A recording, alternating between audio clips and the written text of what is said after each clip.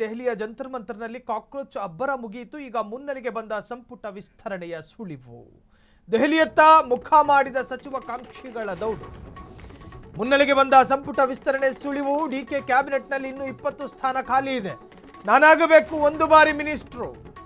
ಅಶೋಕ್ ಪಟ್ಟಣೋ, ಬಸವರಾಜು ರಾಯರೆಡ್ಡಿ, ಬಸನಗೌಡ ದದ್ದಲು, ಹಂಪನಗೌಡ ಬಾದರ್ಲಿ, ಸುಧಾಮದಾಸ್, ಮಂಜುನಾಥ ಭಂಡಾರಿ ಇವರೆಲ್ಲರೂ ಆಸ್ಪರೆಂಟ್ಗಳು. ಬಸನಗೌಡ ಬಾದರ್ಲಿ, ಶರಣಗೌಡ ಬಯ್ಯಾಪುರ, ವಸಂತ ಕುಮಾರ್, ವಿಜಯಾನಂದ ಕಾಶಪ್ಪನವರ್, ಬ್ಯಾಡಗಿ ಶಿವಣ್ಣನವರ್, ಗುಬ್ಬಿ ವಾಸು ಇವರು ಕೂಡ ಆಸ್ಪರೆಂಟ್ಗಳೇ. ಪುಟ್ಟಣ್ಣ, ಎಂಆರ್ ಸೀತಾರಾಮು, ಬಿಆರ್ ಪಾಟೀಲು ದೆಹಲಿಗೆ ಹೋಗಿದ್ದಾರೆ ಲಾಬಿ ಮಾಡೋದಕ್ಕೆ.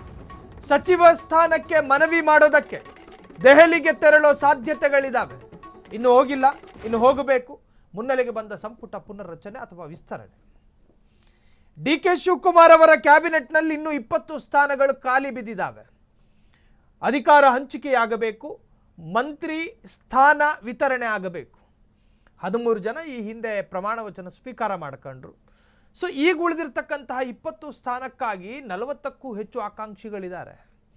20 ಸ್ಥಾನ 50 ಆಕಾಂಕ್ಷಿಗಳು 30 ಜನರನ್ನು ಬದಿಗೆ ಸರಿಸಿ 20 ಜನರನ್ನು ಚೆಕ್ ಇನ್ ಮಾಡಬೇಕು, ಒಳಕರ್ಕಬೇಕು.